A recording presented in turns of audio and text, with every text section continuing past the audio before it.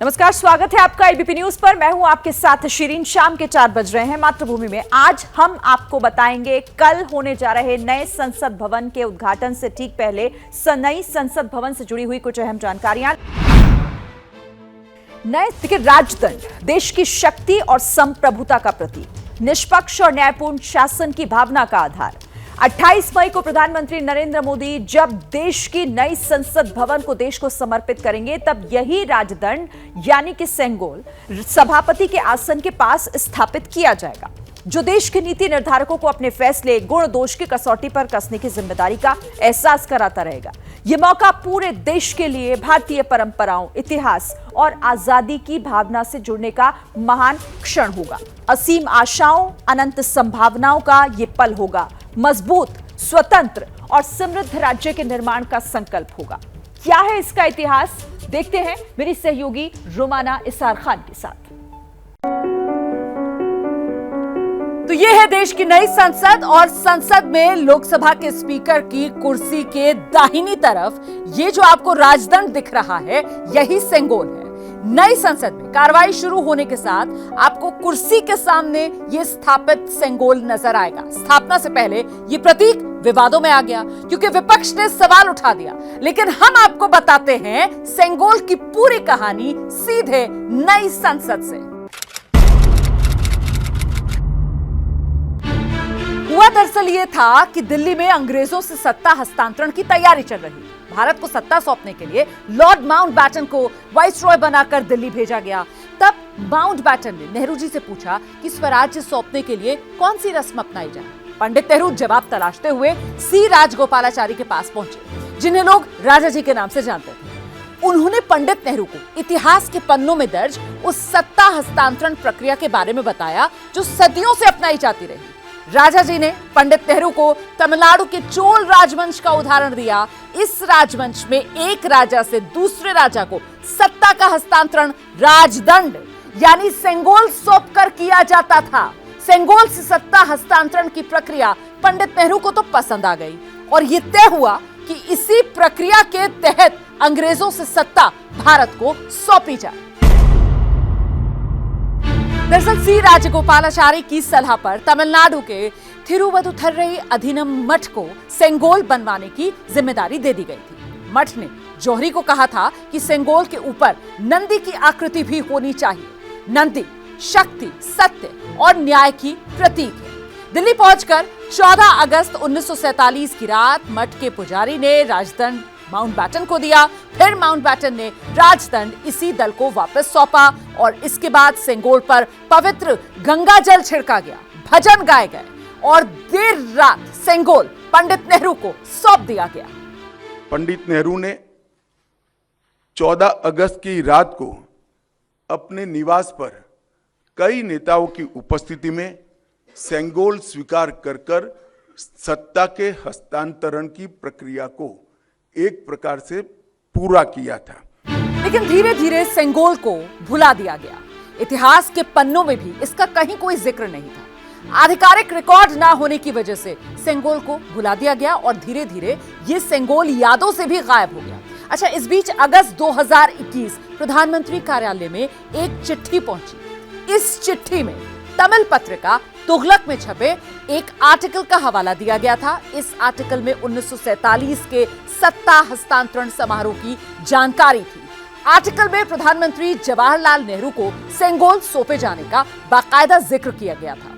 ये जो आर्टिकल है वो तुगलक मैगजीन के मई के अंक में छपा था और प्रधानमंत्री ऑफिस को ये चिट्ठी लिखी थी प्रसिद्ध classical dancer Padma Subramaniam. Sengol has to be publicized. So I translated the entire Tughlaq article into English and wrote a covering letter to Honorable Prime Minister stating that the Sengol must be brought out from wherever it is and wide publicity should be given during the 75th year celebration of our freedom. अपनी चिट्ठी में पद्मा सुब्रमण्यम ने सेंगोल से जुड़ी जानकारी को सार्वजनिक करने की अपील की। इस चिट्ठी के बाद सरकार ने राष्ट्र की धरोहर सेंगोल की खोजबीन शुरू कर दी। अच्छा, सेंगोल की खोजबीन के लिए संस्कृति मंत्रालय ने बाकायदा एक टीम बनाई। महीनों की मेहनत के बाद और खोजबीन के बाद आखिरकार सेंगोल की जानकारी मिली कि सेंगोल जो है वो प्रयागराज के म्यूजियम में रखा हुआ है। लेकिन इतने बरसों में पवित्र सेंगोल जो है उसकी पहचान बदल चुकी है। लोग उसे पंडित नेहरू की गोल्डन स्टिक के तौर पर पहचानने लगे। बाद में चेन्नई की उसी गोल्डन कोटिंग कंपनी ने, जिसने ये राजदंड तैयार किया था, म्यूजियम के मैनेजमेंट को बताया कि ये कोई मामूली स्टिक नहीं बल्कि ये तो राजदंड है। आजादी के 31 साल के बाद 15 अगस्त 78 को परमाचार्य श्री चंद्रशेखर सरस्वती स्वामीगल ने अपने अनुयायी डॉक्टर B.R. सुब्रमण्यम को सेंगोल वृत्तांत का वर्णन किया, जिसको डॉक्टर सुब्रमण्यम ने अपनी किताबों में उचित स्थान देकर उल्लेखित किया है। तो आखिरकार देश की शक्ति, संप्रभुता का प्रतीक, निष्पक्ष और न्यायपूर्ण शासन की भावना का आधार सेंगोल अब देश की संसद में सुशोभित होने जा रहा है। और इस तरह वो विरासत जो कहीं इतिहास के पन्नों में गुम हो गई थी, अब एक बार फिर सभापति के आसन के जरिए पूरी दुनिया के समक्ष स्थापित हो जाएगी।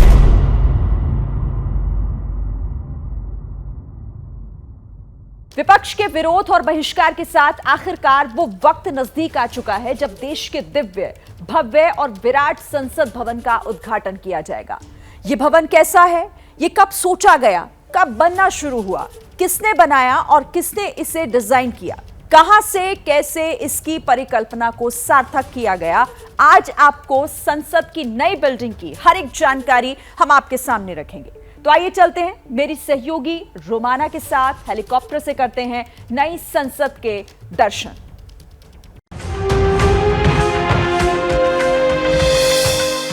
संसद का नया भवन अपनी पहचान स्थापित करेगा।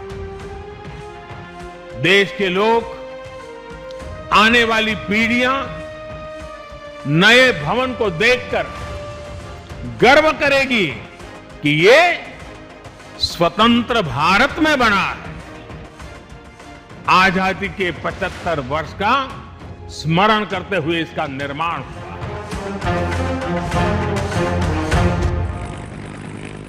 900 दिन, सिर्फ 900 दिन में लोकतंत्र का यह खूबसूरत मंदिर बनकर तैयार हुआ। 100 कदम से भी कम का फासला है पुरानी और नई संसद में। 1272 सीट, दुनिया की सबसे बड़ी इमारत, जहां एक साथ इतने सांसद बैठेंगे। सिर्फ 3 साल बाद सांसदों की संख्या बढ़ने की संभावना है। जाहिर है ज्यादा जगह की जरूरत होगी। वैसे तो संसद का इलाका नो फ्लाइंग जोन होता है, लेकिन आपकी सुविधा के लिए हम आपको पहली बार आसमान से वर्चुअल संसद की विहंगम तस्वीर दिखा रहे हैं। 16 एकड़ पुरानी संसद जो करीब 6 एकड़ में बनी थी, उससे 3 गुना बड़ी है नई संसद। 64,000 स्क्वायर मीटर, करीब फुटबॉल स्टेडियम जितनी बड़ी है ये संसद। तभी तो देश से लेकर दुनिया कह रही है, वाह नई संसद।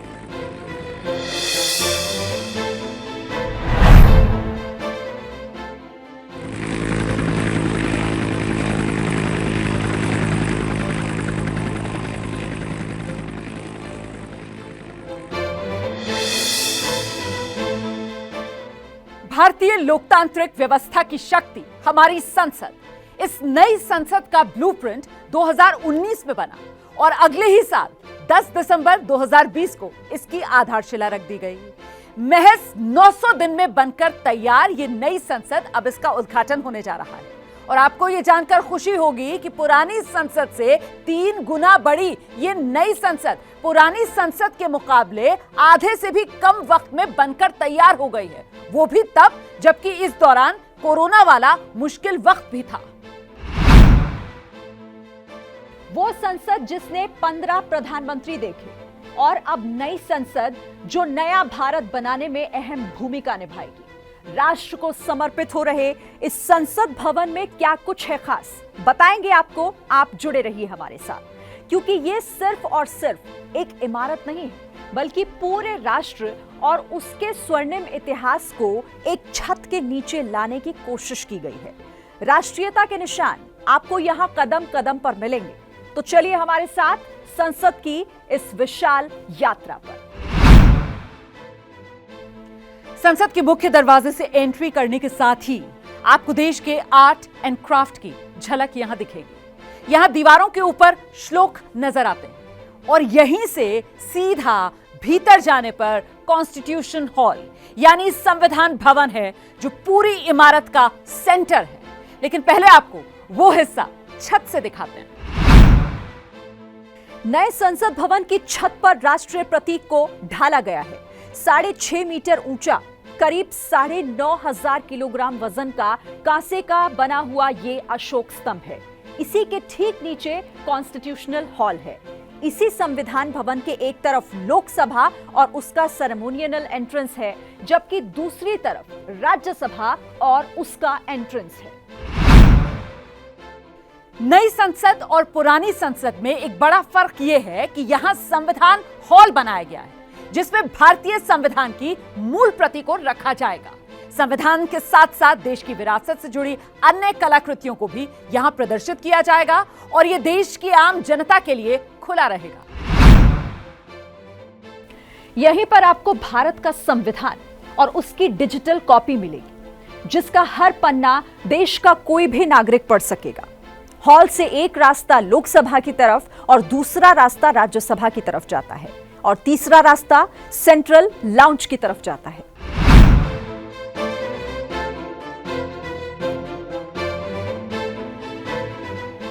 ये जो नई बिल्डिंग है, ये 5 star platinum rated green building है और सभी स्मार्ट फीचर से ये लैस है। लोकसभा की भव्य तस्वीर है ये।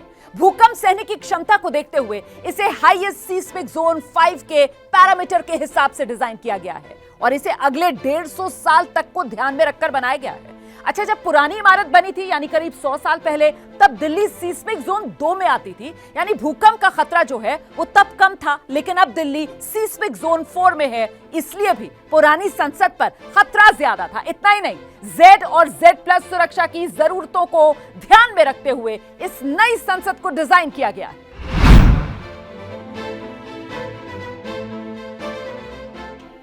इस वक्त हम नई संसद भवन के भीतर लोकसभा की गैलरी में आ चुके हैं। देश भर से चुने हुए सांसद यहीं आकर दोनों तरफ बैठेंगे। लोकसभा का ये डिजाइन राष्ट्रीय पक्षी मोर से प्रेरित है। यहाँ पर 882 सांसदों के बैठने की व्यवस्था है। फिलहाल पुरानी संसद में 552 सांसद ही बैठ सकते हैं और बड़ी बात यह है कि संसद में सेंट्रल हॉल नहीं है, इसीलिए संयुक्त सत्र भी इसी लोकसभा में होगा, जहां एक साथ 1272 सांसद बैठ पाएंगे। बिल्डिंग के अलावा पुरानी संसद का कम्युनिकेशन इंफ्रास्ट्रक्चर भी पुराना पड़ गया था, जिसे आधुनिक बनाने की जरूरत थी। और यह संसद सिर्फ इमारत ही नहीं, टेक्नोलॉजी के लिहाज से भी नई है। ऐसी हर बेंच पर 2 सदस्य अगल बगल बैठ सकेंगे। हर सीट पर इसी तरीके के modern digital audio video systems लगे हैं और टच स्क्रीन भी लग चुकी है। प्रधानमंत्री मोदी ने भी संसद भवन का जब मुआयना किया था, उस वक्त टेबल पर लगे टच स्क्रीन के सिस्टम्स को समझा था। तो टेक्नोलॉजी के माध्यम से सांसद अपनी बात भी सदन में बेहतर तरीके से रख पाएंगे और सदन की कार्यवाही का भी हिस्सा बने रहने में आसानी होगी। ये लोकसभा स्पीकर की कुर्सी है, जिसके बगल में इस वक्त मैं यहाँ पर खड़ी हुई हूँ। और आपको ये भी बता दूं कि इसी कुर्सी के बाईं तरफ सेंगोल स्थापित किया जाएगा, जिसका जिक्र गृह मंत्री अमित शाह ने किया। इस सेंगोल का ऐतिहासिक महत्व है। अंग्रेजों से सत्ता हस्तांतरण में इसका इस्तेमाल हुआ था। देश के पहले प्रधानमंत्री पंडित जवाहरलाल नेहरू ने पूरे विधि विधान से सेंगोल को अंग्रेजों से लेकर सत्ता हासिल की थी। लोकसभा के बाद राज्यसभा की खासियत जाने उससे पहले मैं आपको संसद भवन के बाहर लेकर आ गई। इसके 3 मुख्य प्रवेश द्वार होंगे। नई संसद में वीवीआईपी हस्तियों के लिए अलग एंट्री बनाई गई है, जबकि सांसदों के लिए अलग एंट्री और साथ ही साथ दर्शक दीर्घा में आने वाली जनता के लिए अलग एंट्री गेट बनाए गए हैं। यह संसद का उच्च सदन राज्यसभा है। राज्यसभा का डिजाइन राष्ट्रीय फूल कमल से प्रेरित है। यहां अब 384 सांसदों के बैठने की व्यवस्था है। अब तक राज्यसभा में 245 सांसद बैठते रहे हैं, लेकिन भविष्य में विस्तार को ध्यान में रखते हुए इसे डिजाइन किया गया है। सदन की कार्यवाही देखने के लिए यहां पर इस तरह की बड़ी बड़ी दर्शक दीर्घाएं भी बना। सिर्फ कुर्सियां ही नहीं, इस नई संसद के ये कालीन भी काफी चमकदार और खास हैं। कारपेट सिटी के नाम से मशहूर उत्तर प्रदेश के भदोही से आए हैं ये हाथ से बुने हुए खास कालीन जो यहां बिछाए गए। नॉट बाय नॉट तकनीक, यानी कि कारीगर अपनी उंगलियों से गांठें बनाकर इन कालीनों को तैयार करते हैं और यही इन कालीनों की खूबसूरती है। नए संसद भवन का यह हिस्सा काफी खास है। मेरे पीछे जो ये पेड़ आप देख रहे हैं वो राष्ट्रीय वृक्ष बरगद है और यह हिस्सा सेंट्रल लाउंज के सामने का ओपन स्पेस है। यहीं पर सांसदों के बैठने, उनके बात करने और खाने पीने की व्यवस्था है। राजस्थान के धौलपुर के सरमथुरा से बलुआ पत्थर और जैसलमेर के लाखा गांव से लाई गई ग्रेनेड का प्रयोग किया गया है। बड़ी बात यह है कि संसद परिसर में लगी सभी प्रतिमाओं को पूरी गरिमा के साथ आने वाले वक्त में यहां पुनर्स्थापित किया जाएगा। यानी इन जगहों पर महात्मा गांधी से लेकर तमाम विभूतियों की मूर्तियां आपको नजर आएंगी।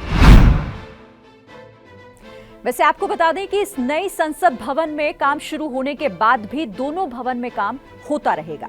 इस नई संसद को बनाने के दौरान जो पेड़ हटाए गए उन्हें दिल्ली हरियाणा बॉर्डर के पास बदरपुर में इको पार्क में फिर से लगाया गया है। पुरानी संसद का एक हिस्सा म्यूजियम ऑफ डेमोक्रेसी में बदल दिया जाएगा, जहां लोकतंत्र के स्वर्णिम इतिहास को आम लोग भी देख पाएंगे। पुरानी संसद गोलाकार है, जबकि ये जो नई संसद है इसे आर्किटेक्ट बिमल पटेल ने ट्रायंगुलर शेप दिया है। और इसकी वजह एक बार बिमल पटेल ने खुद बताई थी कि ज्योमेट्री के त्रिकोण की तरह ये श्रीयंत्र के आकार से प्रभावित है। 3 त्रिकोण आकार को एक साथ रखकर इस नई संसद को डिजाइन किया गया। न्यू इंडिया की इस नई संसद में आधुनिकता और विरासत का खास ख्याल रखा गया है। तो आप हो जाइए तैयार देश को गौरवान्वित करने वाले लम्हे के साक्षी बनने के लिए। क्या मजबूरी है मेरी, बताइए। मैं अभी आपको बताती हूँ कि मैंने ओए होए होए होए नमकीन के चटकारे लेते हुए टकटकी मार के डिबेट शो को पॉज रिपीट कर करके देख रहे हैं जोगिंदर जी। इनकी तरह आप भी देखें अपनी फेवरेट डिबेट्स को रिपीट कर और डाउनलोड कीजिए एबीपी लाइव ऐप अपने स्मार्ट टीवी पर।